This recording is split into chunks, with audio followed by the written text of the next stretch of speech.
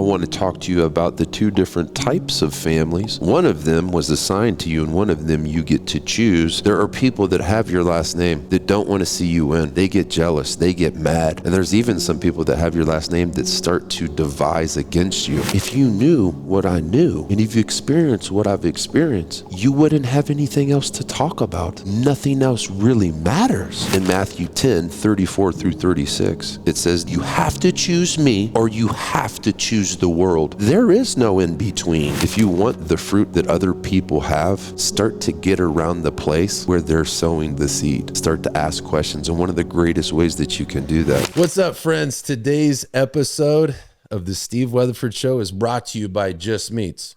I didn't say carbs, Just Meats. And you're wondering to yourself, well, what is Just Meats? Well, it's a meal delivery that comes straight to your front door, all natural, grass-fed, grass-finished.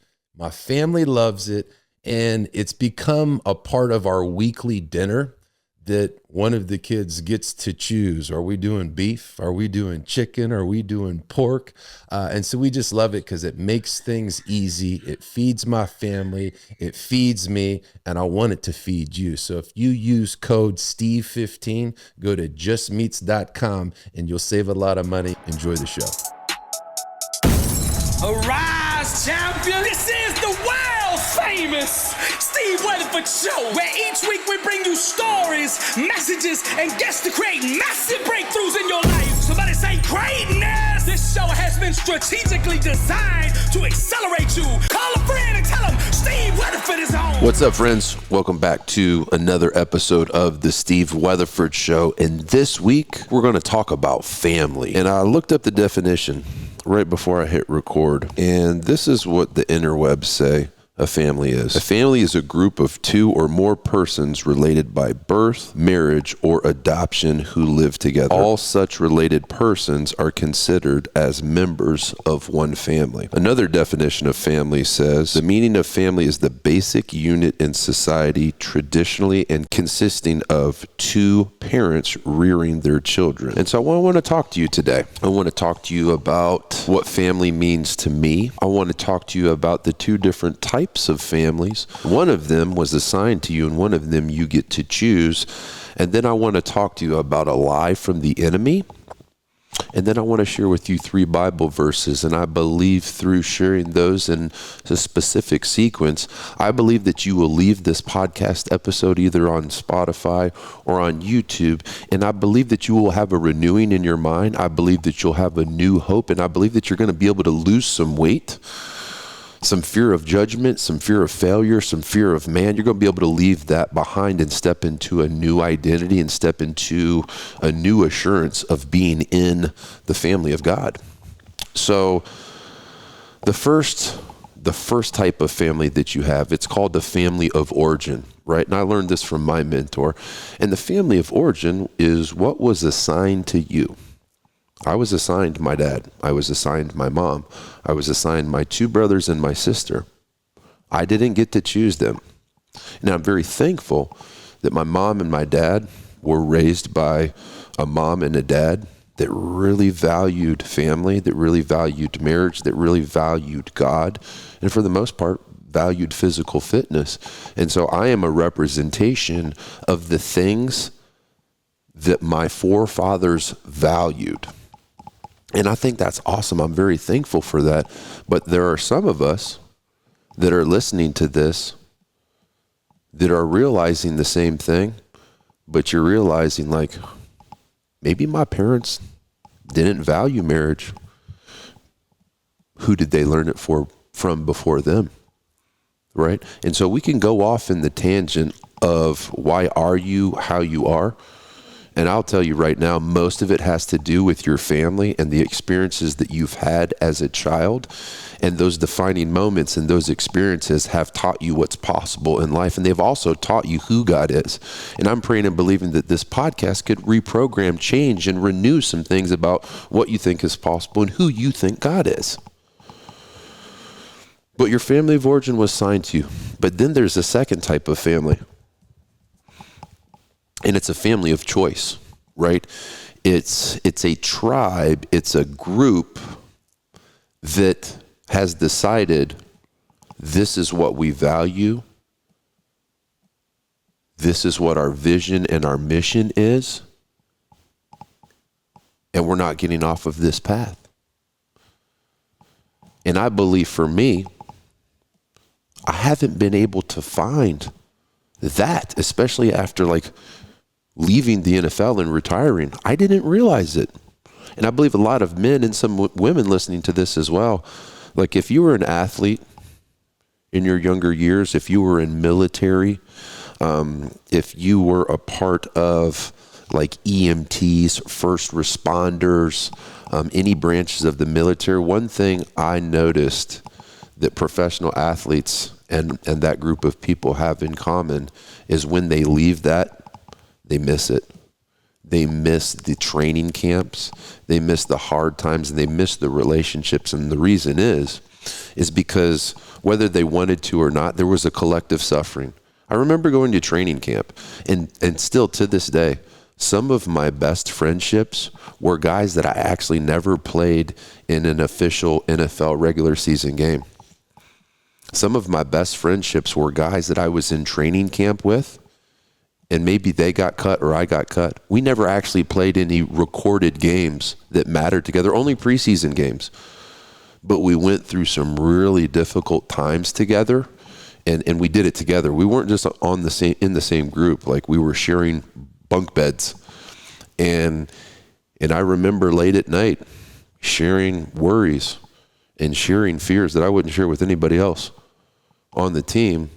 But because this guy was in my room, I ended up sharing things with him that I hadn't shared with anybody else. And he did the same thing with me. And we created a bond, right?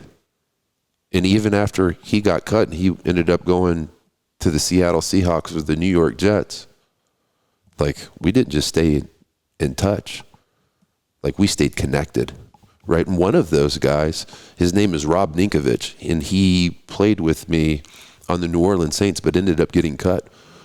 And ended up going and having an incredible year, or an incredible like 10-year career for the New England Patriots, and won 2 Super Bowls with Tom Brady. And I actually beat him in the Super Bowl. So Rob, if you're listening to this, shout out to you, man. You and I have been through some collective suffering together, and part of our collective suffering was me beating you in the Super Bowl.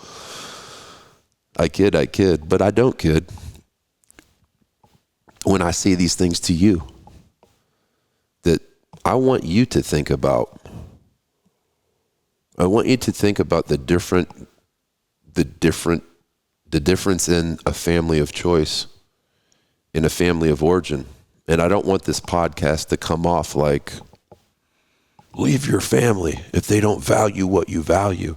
But I'm going to share some things with you. And I wanted to share those things to set context for what I'm about to say right now, because one of the quotes that you've been hearing for your whole life is, blood is thicker than water, right? Like stick with your family.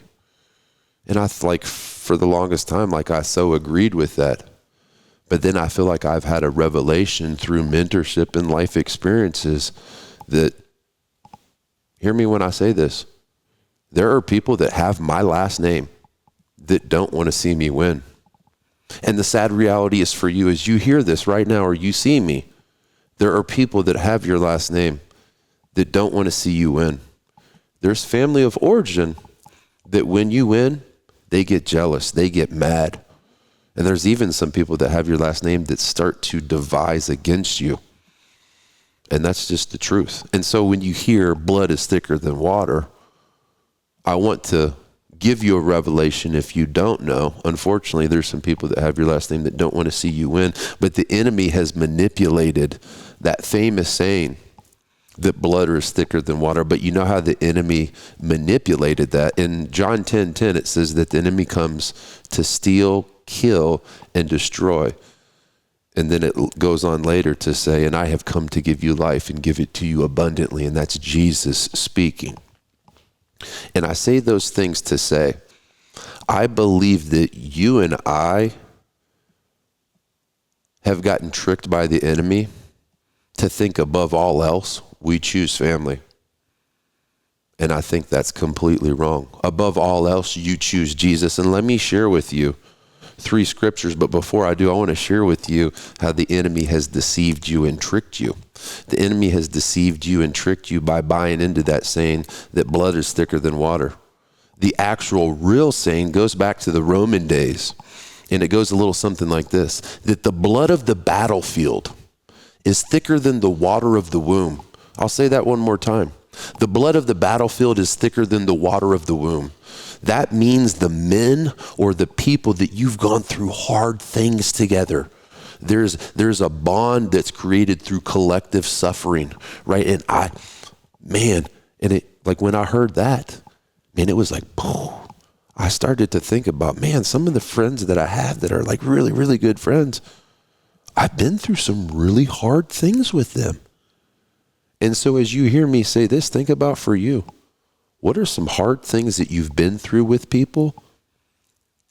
And does that person feel like more of a family member than some people that have your last name? And if you're like most people, you're thinking to yourself, well, heck yeah. I know for a fact, because I just look at my schedule, I spend a whole lot more time speaking to the men that are a part of my ministry than I do my 2 brothers. And I know that my 2 brothers celebrate me when I win. They have my last name and they want to see me win. But I don't believe that their vision and their mission intercedes with mine. And for that reason, I don't spend as much time with them. I love them, I honor them, but I'm actually spending a whole lot more time with my family of choice. My family of choice that also chooses the mission that I believe me and my family are on, right? Me and my family, very simple mission, is to show people what's possible through Christ Jesus. And the vision that we have is to impact 1 billion people with the gospel of Jesus Christ and to lead at least 1 million of that 1 billion to Jesus. And then to activate 18,900 men to begin to host men's meetings in their house once per week. Like my vision and my values and my mission are clear. And so for that reason, I know where to invest my time, and I know if I'm spending my time, because if it's on mission and it's on vision, then I know that it's on purpose. And there was a lot of times where I was on mission, but I was off purpose. I was taking my time, my talents, and my treasures, and I was building my own kingdom, and I was empty inside. Let me share 3 verses with you that will help to back up what it is that I'm saying. In Mark 10:29 through 30, and this is Jesus. He says, "Truly I tell you," Jesus replied, "no one who has left home or brothers or sisters or mothers or fathers or children or fields for me and the gospel will fail to receive 100 times as much in this present age, homes, brothers, sisters, mothers, children, and fields, along with persecutions, and in the age come eternal life." So let me paraphrase that for you. No one that leaves their family of origin and the items that they own, no one that leaves those and follows me, no one will not get 100x return plus eternal life. So this is a scripture of Jesus saying, above all things, follow me. And I know for a fact, because of some people that have my last name, when I had my radical encounter with God about 5.5 years ago, I remember family members that were like, "Hey, I'm like really happy for you." But after 4 or 5 months of them seeing on social media, and almost every time I'm seeing them, like I'm just lit up and I'm on purpose. They're like, "Hey, like chill out a little bit. Like it doesn't have to be all the time." And I thought to myself, if you knew what I knew, and if you experienced what I've experienced, you wouldn't have anything else to talk about. Nothing else really matters. And so I want to share with you what it says in Matthew 12:46 through 50. While Jesus was still talking to the crowd, his mother and brothers stood outside, wanting to speak with him. Someone told him, "Your mother and brothers are standing outside wanting to speak to you." And Jesus replied to him, "Who is my mother and who are my brothers?" And then Jesus points to his disciples and says, "Here is my mother and here are my brothers. For whoever does the will of my Father in heaven is my brother, sister, and mother. And that's Jesus telling you right now, when you find people that fix their eyes on Jesus, the author and the perfecter of our faith, and you tribe up with them and you pursue Christ on the righteous path, guess what? You have just found your family of choice. In Matthew 10:34 through 36, it says, "Do not suppose that I have come to bring peace upon the earth. I did not come to bring peace, but a sword. For I have come to turn a man against his father, and a daughter against her mother, a daughter-in-law against her mother-in-law, and a man's enemy will be members in his own household." So what is that saying? That's Jesus saying, I didn't come to bring peace. I came to divide. Like, you have to choose me or you have to choose the world. There is no in between. And he even goes on at the end of this to say, it won't make sense because I'll make you leave your father if he doesn't follow me. And when you follow me, you will love your neighbor more than you love yourself, so your enemies will actually sleep in your household. So those are just 3 pieces of text to support the reevaluation of how you spend one of the 3 things that matters most to God: time, talents, and treasures. How are you spending your time? I want you to look at the last 7 days of your life and look at where you're investing or spending your time. Now look at the last week and think about your talents, what God has bestowed upon you that nobody else has, and how have you used that in this last week? Think about your treasures, right? Your relationships, the things that God has given to you, because one day you will face judgment for those things. You'll sit on the bema seat, and our Heavenly Father will say, hey, I gave you some time, talents, and treasures. What'd you do with them? What you want God to say, if you don't know, let me tell you, you want God to look at you, review your life, and say, well done, good and faithful servant. But in order for us to do that, we need to realize that the blood of the battlefield is thicker than the water of the womb. We need to realize that we need to choose Christ over anyone or anything else. We need to be the people in the earth that our eyes are fixed on the prize. I pray that this podcast episode spoke to you. And here's the deal. This lifestyle is not easy, right? And a lot of the times you feel like you're missing the mark. And for me, the thing that helped me the most was getting around the people that were living the way that I wanted to live, right? If you want the fruit that other people have, start to get around the place where they're sowing the seed. Start to ask questions. And one of the greatest ways that you can do that is through podcasts and through reading people's books. And the next would be conferences, group coaching, or one-on-one. And so I don't know who those mentors and who that group of people is for you, but I would love to get a piece of you. I would love to get you into some of our live events. I would love to get you into our coaching. I don't know who you are or where you're at, but if this is speaking to you, get in touch with me. We'll talk soon. This week's episode is brought to you by OxFit XS1. What's an XS1? It's without a doubt the most advanced and sophisticated exercise platform that I've ever seen.